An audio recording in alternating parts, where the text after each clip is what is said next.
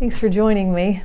So it is Sunday, and I went to the library yesterday actually, and returned some books, but I'm going to talk about 3 books that I returned to the library that I finished and then returned yesterday. I didn't film at the library because I don't know, I just wasn't feeling 100%, but feeling better today. I think I tried to start this video with a clip of me out in our backyard with Suki. I take her out every day after work and we perambulate around the house. I think I'm reading too much Trollope. I've got a Trollope word in my brain. But yeah, I take her out and put her collar on. That's her signal that we're going out and about. She was, before we adopted her, about a year and a couple months ago, she was a scrappy cat in the hills of West Virginia. She was beaten up a little bit, very underweight.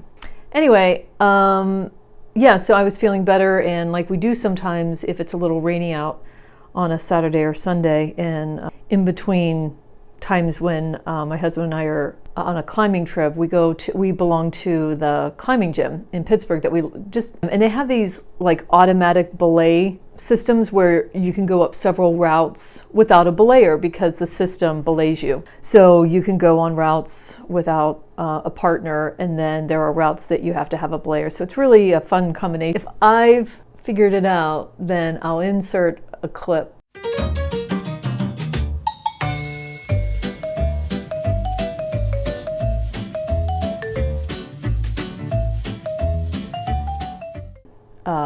But anyway, the 3 books that I have to talk about. So this is going to be a catch up on the books I read, the 3 I returned. And then I'll tell you about the 2 books I'm reading now, and then maybe me just keeping this as a vlog and giving you updates. But okay, the first one I returned is A Dry Heart by Natalia Ginzburg. And that is, Natalia Ginzburg, she creates this fully articulated small world of the main character, who I don't know if she's named or not, and I'm assuming it's in Italy. And I don't know when it took place, but I'm gonna say that it was I don't know, 40s, 50s. It was a little old-fashioned, and this young woman is teaching at a boarding school, living there, very close to her family. Her role really is to get married. Her family would like her to get married, and she meets this older guy who's in his 40s, and she's in her, I don't know, maybe she's 20, and she starts dating him, but finds out that he has a long-time mistress, and he eventually says, yeah, we've been together for 11 years, and I can't ever be with her because she's married. She just uses me. She doesn't really love me, but I love her. And but so that causes this young woman countless hours of agony, but she keeps dating him because he's being polite to her and almost semi-wooing her. And of course they get married. Although, all the warning signs are there. She just wants to be married. All the wooing and everything goes away.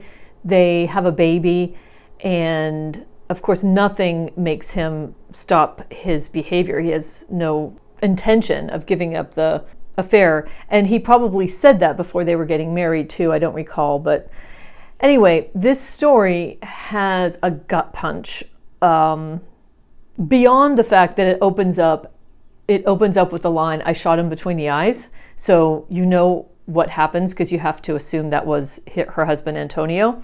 And so the brilliance of the story is you're figuring out, like, when's that gonna happen? Because he's a cad the whole way through. But there is a jarring, very sad event that happens close to the end. So I will say that. But when it ends and you've already started with the fact that she's shot the guy, then I went back and reread the first couple pages because I wanted to get back into where it ended. So it was really interesting. 88 pages. It's like a 300-page novel down to 88, and her writing is as It always is. Very succinct. It's like I would compare her to a Kate Chopin, except grittier. Okay, what else? Oh, The Ocean at the End of the Lane. So I knew I would be in safe hands with Neil Gaiman's writing. I mean, that I knew. And I really was. This is a very short book, and it's about the narrator is telling you the story of, we go back in time to when he's 7 years old because he happens to be looking at his old house. He's in town for a funeral, and he's going back in his mind about the time when he was 7, and something very strange happens. I'm going to say it was summer, and that's how he meets the girl who's a few years older than him up the lane, named Letty Hempstock, and her mother and her grandmother. So this is Neil Gaiman, so there's fantasy involved, and there's evil too within this fantasy thing. It really reminded me of Stranger Things, only because Stranger Things has the same structure where you're in normal world and parents are normal and the other kids are normal, but weird things are happening to a discrete amount of people. And the evil in this story is after the characters who know about the evil. I enjoyed it. I was on the edge of my seat, like, what's going to happen? What's going to happen? But I don't think I need to read another story like that before. I mean, again, that said, I do feel like at some point I do want to find an Ursula Le Guin, maybe like a dystopian. And don't point me to the story, her short story about the little child in the basement that gets hurt. I've already heard plenty about that story, and I won't read it. But I will say that I enjoyed the, I guess you would call it dystopia that was created in the story To Paradise by Hanya Yanagihara, where she takes 1893 and she creates an alternative version of 1893 in the US. And then she creates a 2093, which who knows whether that's going to be our lives in 2093. But so that's a touch dystopian. And also her world in 1993, I believe, was different than 1993. But I would take recommendations, certainly, and consider them about Ursula Le Guin. So then the third is The Parasite Person by Celia Fremlin. So this was my first Celia Fremlin. I don't know how I picked up her name somewhere. And it's written in the 80s. It's got a great cover. And it's about somebody, what's his name? Don't remember. But he's a social psychologist, and he's interviewing people for a big paper that he's writing. And it's a research paper. And he's interviewing people who have attempted suicide and they're still alive. And he meets, in the process of interviewing, he meets this woman named Rita Ledbetter. And she's a young woman. She's quirky from the beginning.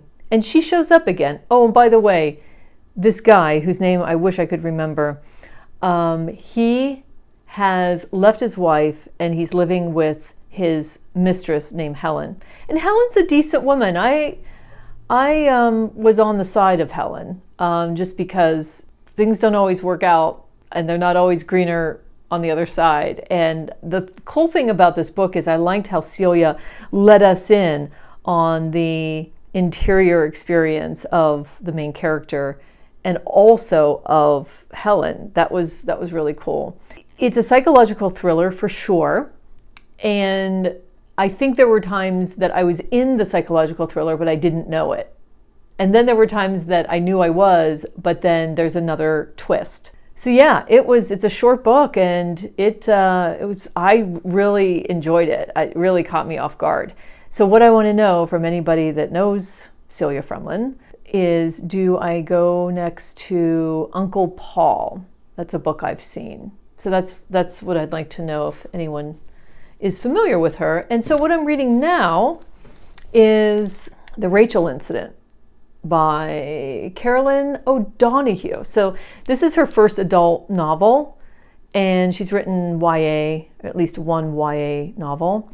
And this is about a young woman named Rachel who's a student, and she works at a bookstore, and she's trying to pay her way through now because her parents are having some financial trouble. And she meets James, who at this point in time, which I think is like 2007, 8, or 9, is a closeted gay man. So he prefers to not say anything even to Rachel, even though Rachel's boyfriend believes that he is gay. He's keeping everything close to the vest because he lives in Cork and he doesn't have any plans on leaving, and he feels like it wouldn't be a good idea to come out. And I was hooked from the beginning of the story. So Rachel and James, in the very beginning of the book, become roommates, just serendipitously. And their friendship and their banter is so well written. It's so real and funny at times. And I was just so engaged. And Rachel has a boyfriend named Jonathan who, as the reader, you're wondering, like, how's that going to work out? And she she has a professor named Professor Byrne, who's an English literature professor.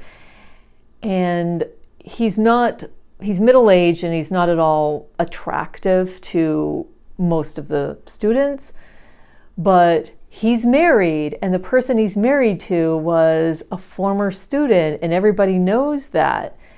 And there's some kind of energy there that Rachel is feeling, and I don't know why yet, because she's already said, like, we don't find him attractive, but there's just something there. And I'm only on page 37. So yeah, I'm really enjoying it so far. So I'll let you know how it's going as I'm reading through it. And then the other one I might start is Veronica by Mary Gaitskill. This would be my second Mary Gaitskill. And this is about a young woman who gets discovered and becomes a model. I think it's in the 80s. I think it was even written in the 80s. So 70s or 80s. And so then she's taken off and spends her time in Manhattan and Paris. Then she eventually meets Veronica. I think Veronica she moves to New York City to build a new life. There she meets Veronica, an old, wisecracking eccentric with her own ideas about style, a proofreader who comes to work with a personal office kit and a plaque that reads, "Still anal after all these years." Improbably, the two women become friends. So that is so intriguing to me.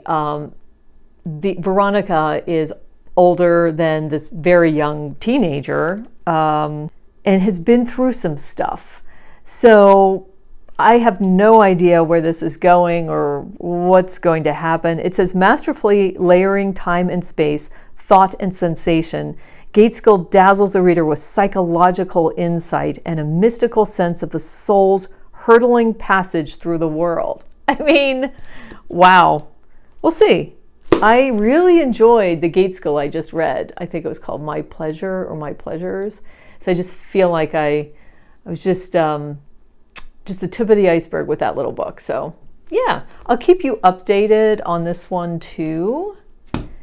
And we'll see how it goes. So thanks for joining me. I will now show you where our little Suki is very comfortably laying right in front of me at the window.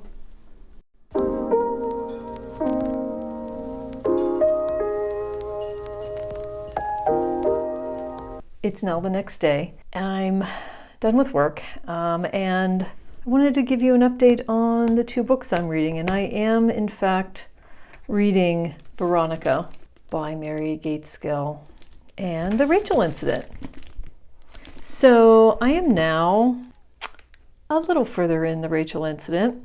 I don't know if I can keep saying that I love this book, but because this is a little bit of a new skill for me. The last reading blog I did was a book that I didn't feel like I had to not spoil because it was presumably a well-known book and you knew going in that I was going to be talking about my experience reading it and all that stuff.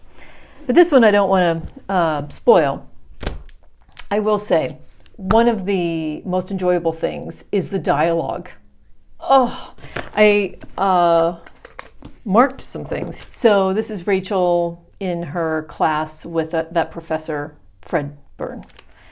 Every week, 15 badly groomed children sat around in near silence while their odor suggested they were being pickled from within. I was no better. I'd given up on becoming enlightened and was just getting drunk all the time. James and I were going out 3 nights a week, usually with the other Christmas temps from the shop, the bookstore, sometimes just by ourselves. Dr. Byrne didn't mind us being hungover, but he wanted those hangovers to fuel us, not mute us. I think Dr. Byrne liked the idea of a crowd of stinking drunks arguing about Trollope. What he couldn't abide was silence. That's just a snippet of the sharp, humorous writing. I don't know if it's snarky. It's just observational stuff. That's not even dialogue. That's just a description of what's going on. Now, Veronica, I am 40 pages in, and I am just loving what's happening here because, so Allison is the protagonist.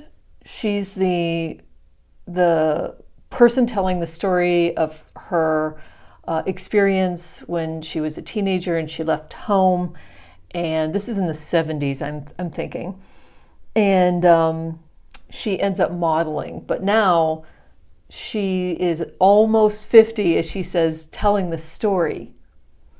And she might be, the way she is now might be in contrast with what she was like then, but I actually don't know. I know she's different and her life is different, but I don't know. It's interesting to find out what's happened between her starting modeling, although I don't know what kind of modeling we're talking about here. Whether it's actual fashion modeling or seedy kind of modeling. I don't know yet. But she's on the street, young, trying to make her way, so who knows what she gets herself into. But I love the voice, the dialogue with this woman, Veronica, who is 37, I think, when she meets Allison. I'm not sure how old Allison is at the time she meets Veronica, but she's a few years into being on her own. I do know that. Very sly and realistic and precise, sharp writing and dialogue. Here's an example of Veronica. So this is an early conversation after Allison has met Veronica in an office setting where they're both working. And they're trading stories about some of their not so pleasant early experiences with men. But so Veronica says, "But prettiness is always about pleasing people. When you stop being pretty, you don't have to do that anymore. I don't have to do that anymore. It's my show now." She said these words as if she were a movie star walking past me while I gaped. Imagine 10 pictures of this conversation. In 9 of them, she's the fool, and I'm the person who has something. But in the 10th, I'm the fool, and it's her show now. For just a second, that's the picture I saw. I'm loving this writing. So, that's my update. I'll check in later.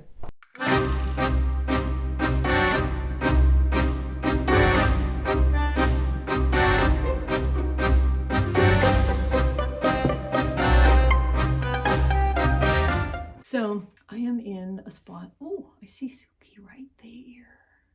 Hi, Took. I'm in one of our bedrooms and I am sitting next to something that's new and in progress. So I just wanted to sit beside it. This is a plant. So I had a planter in this corner that faces a window that you're in front of. It's just a regular size window. And it has like a half curtain on it. So when we first moved in a couple years ago, I had a plant on a little plant stand and it didn't make it because it wasn't getting enough light. So I thought when I replace this plant, I want to raise it up so that it gets more light from the window. And I ran across this low light plant, which is a ficus, and you really can't see the the coloring or anything of it right here, and I put it on a table. And this is a scrappy table that was in the basement. It's got paint on it and it needs sanded, and I'm gonna paint it. Color of something in this room, which is like dark red, and I'm gonna paint the planter a beige. Work in progress. I made some progress on the books. I'm going to talk about the Rachel incident first. I'm on my lunch break, so I'm going to talk fast. I'm on page 60 or something. And this book continues to just share the hijinks that is the relationship between Rachel, the main character, and her roommate James, who both work at the bookstore. They have arranged, or she has arranged, a book talk and signing at the bookstore for the launch of the Professor Burns book to come out. It was an academic book, so it was kind of strange that he was having this launch and book signing, but it went off okay. And but the dialogue and the scene descriptions are so witty, just so well done. I'm really enjoying it. There's been a plot twist that's just happened, and it was like boom at the end of a chapter, and of course I'm not going to share that with you, but I'm further along with Veronica, so I'm like at page almost 90. So in this story, Allison again is coming to us almost 50 years old, and she's looking back on her life as she's left home really young and she's on her own, and she eventually gets discovered, not by a large modeling agency, but by a very small one. But somehow through connections, she's starting to get some gigs. But you get into more of her, or what is revealed to you is more of Allison's current life. And so from her current bits and pieces and aspects of her current life, you can infer what might have gone on to get her to where she's at right now. Not just where she's physically at, what she's doing for a living, her health condition, her mental state, but as a reader, you're left to start wondering about that. And I just love those gaps in information that you as a reader are doing the work. But she is a very trusty writer, and she's not going to leave you completely bare. She drips in information, but lets you develop also as a part of the story. So we're not only hearing about Allison's journey into modeling, and now she's even going to Paris, but we're also told about Allison is sharing with us what's going on with her parents and her siblings at home, because there's some things going on there. Does that then also help you understand the person that is Alice? And we are also dropped into scenes with Veronica, because remember, Veronica is a part of the story too, but she's like in the middle part of Allison's story. And how does she inform where Allison is now? Or does she at all? How has Veronica, this very interesting personality and older than Allison, how does she inform Allison's life? I don't know any of these answers yet, but I am just in it. I'm in, and with both feet, I'm loving this. So far, my opinion is I will be seeking out more Gaitskill. I'm loving this experience. That's it. I'm gonna go back to work. I have finished the Gaitskill. The Gaitskill. Wow. The last, I would say, third of this book is, I can describe to you what happened from a framework perspective. Allison is again continuing to tell us the story of things that had happened to her between her journey very early as a teenager and a young person trying to break into modeling and being taken advantage of, and then getting this office job eventually where she meets Veronica. How Veronica is 20 years older than her, something like that. 15 years older than her. And Veronica herself is this matronly looking, but almost garish looking person that's a dichotomy, because she's that, and she's also a person who pretty regularly through her life had dated bisexual men, and at the time they meet, she's in a relationship with this bisexual man named Duncan, and this is at the time of AIDS and HIV, and I don't want to spoil the plot on this one, so I hope you'll bear with me if I refer to a New York Times article that I found. I'm going to hold up my iPad here. So the New York Times did a review of this book back in 2005. Veronica, Two Girls, Alive and Dead. It says that Mary Gaitskill has made a reputation as a chilly chronicler of emotional brutality and sexual sadism. The Jane Austen of sickos, from one Amazon reviewer. But then it says Gaitskill's work is far more humanistic than a reader given to sunnier fare might first suppose. And then it goes on to talk about her first book, which was short stories called Bad Behavior. They are Chekhovian in their quietude, inviting us to complicate our frameworks for questions of individual and social responsibility. Is the bullied always a victim? Is love always intimate? Why does weakness make us uncomfortable or excited? So bad behavior is one of the themes of Gaitskill's writing. And just from the two books I've read alone, I can definitely agree with that. Much of Veronica dissects in an almost Proustian manner the obsessive pursuit of a way of feeling. So that is an undercurrent in this book, even though it's hard for me to explain. It's both funny at times, sad, poignant for sure, nuanced. Allison seeing imperfections and also understanding she's imperfect, but seeing imperfection in Veronica as they are friends through the decades, and how she's both very empathic and loves Veronica. Things happen to Veronica later in life that I won't talk about here, so as not to spoil it, but she's both so concerned about Veronica, but she's angry. She's angry too. It's so interesting. It's one of the most interesting books that I've read this year. So I'll finish up the Rachel incident and report back.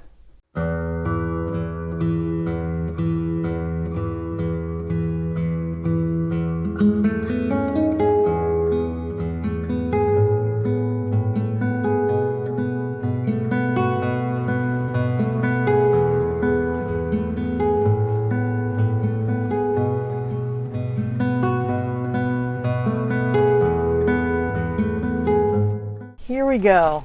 I have finished the Rachel incident. Oh, what a delight.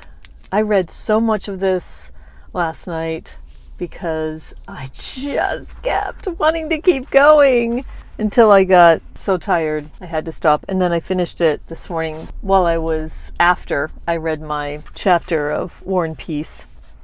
I finished it up, and I'm glad I didn't rush through the end because there's some really important things in the context of the story that happen right at the end, and it's important that you're paying attention and grasping all the details. I'm going to say that, well, first of all, I'm not going to say much about the plot lines, as I said, because they're so much a part of the experience of reading this book, is to be surprised and delighted and shocked a little bit, shocked in a couple places about the things that happen. So I highly recommend not reading very much about this book, other than it's about the story of Rachel, and she's in college, and she, because of circumstances, gets this roommate, James, who as I said at the time we meet him, is closeted, and they're in Cork, Ireland. James is not going to college. He's just trying to make his way, and they meet at the bookstore, which is where Rachel gets a part-time job. I should have said that. And James becomes her lifelong friend. Rachel is telling us this story about this time in her life. Retrospectively, we're hearing from her in somewhat present day, and she's married and she's very pregnant when we're hearing from her. There's in the very first plot line that's a bit of a shocker.